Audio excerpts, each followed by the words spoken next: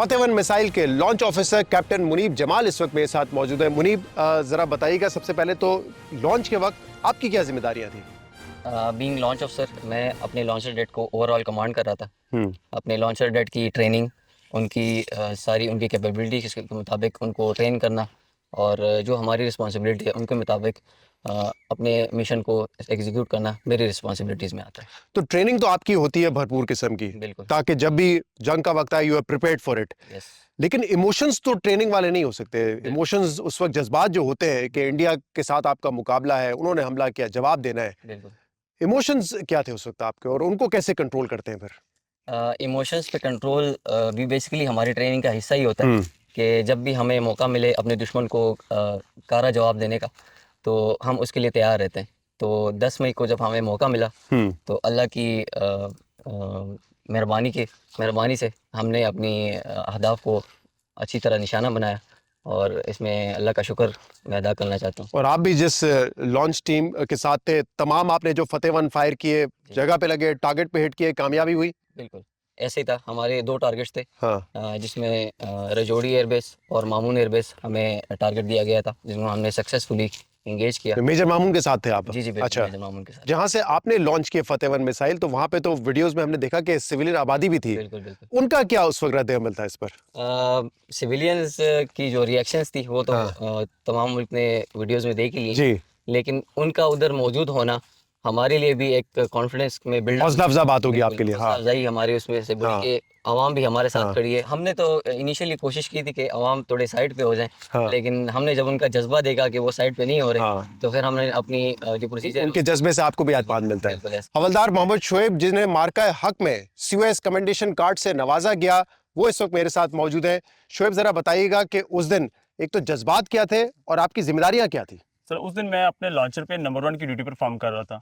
मेरे जो जिम्मेदारी थी वो ये थी कि मैं ये चीज़ को इंश्योर कर रहा था कि जो मेरे ऑपरेटर हैं वो अपने सीक्वेंस के मुताबिक ठीक तरह से ड्यूटी परफॉर्म कर रहे हैं, और अल्हम्दुलिल्लाह उनके अच्छे कोऑर्डिनेशन की वजह से हमने दुश्मन को मुंह तोड़ जवाब दिया, और अल्लाह पाक ने हमें इज्जत से नवाजा और दुश्मन को मुंह की खानी पड़ी। कहाँ से ताल्लुक है आपका? मेरा ताल्लुक सर डिस्ट्रिक्ट नारवल से है। नारोवाल से? जी सर। तो जब मार्का हक के बाद, ऑपरेशन बुनियानुल मरसूस की कामयाबी के बाद, जब आप वापस अपने गांव गए, वहां पे क्या माहौल था, कैसा इस्तकबाल हुआ आपका? सर, वहाँ पे एक तो मेरे लिए ये फ़ख्र की बात है कि मेरे जाने से पहले मेरे पूरे गांव वालों ने मेरे वालिदैन को बहुत ज़्यादा अप्रिशिएट किया, उनको मुबारकें दी कि आपके बेटे गाजी हुआ है, और उन्होंने दुश्मन के खिलाफ अहम कारनामा सर अंजाम दिया है, मुल्क की सरहदों की हिफाजत में हिस्सा लिया है। तो जब मैं भी गया तो माशाल्लाह पूरा गाँव फूलों की हार लेके मेरे लिए खड़ा था, और उन्होंने बहुत ज़्यादा अप्रिशिएट किया। बड़ा यादगार लम्हा होगा कि पूरा गाँव आपको वहाँ पे रिसीव करने पहुंचा हुआ है। लोगों ने मिठाइयाँ तकसीम की और घर वालों को बहुत ज़्यादा अप्रिशिएट किया, मुबारकें दी गई सर। ऑपरेशन बुनियानुल मरसूस को कामयाब बनाने के लिए कई जवानों ने उसमें हिस्सा लिया, जिनमें से एक लांस नाइक अब्दुल्ला भी है। लांस नाइक अब्दुल्ला, बताइएगा क्या मेमोरीज हैं उस दिन की, क्या यादें हैं आपके पास? सबसे पहले मैं अपने अल्लाह पाक का शुक्र अदा करना चाहूँगा कि अल्लाह पाक ने हमें 10 मई को बहुत ज़्यादा इज़्ज़त और कामयाबी से नवाजा, क्योंकि हमने 10 मई को एक अपने दुश्मन पर बहुत ज़्यादा ज़रब लगाई, जिसका उससे बहुत ज़्यादा नुकसान हुआ। उम्र क्या है आपकी? मेरी है 22। 22? जी। पिछले साल तो 21 के होंगे आप। जी जी। तो बड़ी कम उम्र है यार। तो माँ बाप ने कैसा फील किया आपके उस वक्त? शुक्र है अल्लाह पाक का, वालिदैन की बहुत दुआएं दी हैं लोगों ने, माँ बाप ने बहुत दुआएं दी हैं, लोगों ने, रिश्तेदारों ने माँ बाप को जाके मुबारकबाद पेश की है, मिठाइयाँ दी हैं, और बहुत खुशी का मौका। इतने यंग हो, दोस्त यार होते होंगे, वो भी बड़ा प्राउड, बड़ा फख्र फील करते होंगे। जी जी। जब इधर से छुट्टी कहते हैं, किससे सुनाओ जरा, हुआ क्या था उस दिन? जब इधर से छुट्टी गए थे तो दोस्त यार आए थे लेने के लिए आगे से। अच्छा। तो बहुत खुशी से मिले थे। कहाँ से ताल्लुक है आपका? मेरा भावनगर से ताल्लुक। भावनगर से। जी। और जब फौज में शामिल हुए थे तो उस वक्त ये था कभी एहसास या ख्याल आया था कि एक दिन गाजी बन के जाऊंगा, मेरे दोस्त, मेरे माँ बाप, मेरे रिश्तेदार मुझे वेलकम करेंगे, मुझ पे फख्र महसूस करेंगे? जी जी बिल्कुल बिल्कुल। जब हम फौज में आया था तो मैंने यही सोचा था कि अल्लाह पाक कभी हमें ऐसा मौका दे कि हम अपने दुश्मन के ऊपर ज़रब लगाने का, उसमें मैं भी शामिल हो सकूं, जहाज का हिस्सा बन सकूं। और शुक्र है अल्लाह पाक का, अल्लाह पाक ने ऐसा मुझे मौका दिया। हमजा, बड़े यंग हो, क्या एज है आपकी? 22 साल सर। 22 साल के हो? इतना बड़ा कारनामा अंजाम दे दिया तुमने। सर अल्हम्दुलिल्लाह, बस मौका मिला है, बहुत कम। कभी सोचा था 22 साल की उम्र में ये कारनामा दिखाओगे? नहीं सर, बस इसी सोच में आए थे कि इंशाल्लाह दुश्मन के साथ लड़ेंगे और इंशाल्लाह फौज में भी। तो क्या गाइडेंस क्या मिलती है अपने सीनियर्स से, ऑफिसर्स से, लीडरशिप से, क्या गाइडेंस मिलती है? सर बस हमें शुरू से यही सिखाया जाता है कि इंशाल्लाह हम भर्ती ऐसी होते हैं कि ट्रेनिंग करेंगे और इंशाल्लाह दुश्मन के साथ लड़ेंगे। और मेरे लिए सबसे बड़ी फख्र की बात सर ये है कि मेरी उस टाइम पे टोटल की 5 महीनों की सर्विस थी और उसमें मैंने बहुत ही कम अरसे में ट्रेड को सीखा और अच्छा, इतने कम अरसे में? जी सर। तो सोचा तो नहीं होगा इतने कम अरसे में शायद इतने बड़े मार्के पे आपको नहीं, जो है परफॉर्म करने का अल्लाह पाक ने चांस मिलेगा? कम अरसे में मौका दिया और इंशाल्लाह चलें, बेहतरीन। Hamza, proud of you, thank you.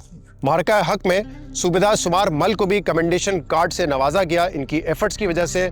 सुमार मल, कितने साल हो गए सर्विस में आपको? 21 साल सर। 21 साल की सर्विस। जी सर। कभी सोचा था कि एक दिन आएगा सर्विस में जब इंडिया से मुकाबला होगा, फतेह वन फायर करना पड़ेगा? बिल्कुल सर, ये पहले दिन से जब से हम भर्ती हुए उस दिन से ही जज्बा था।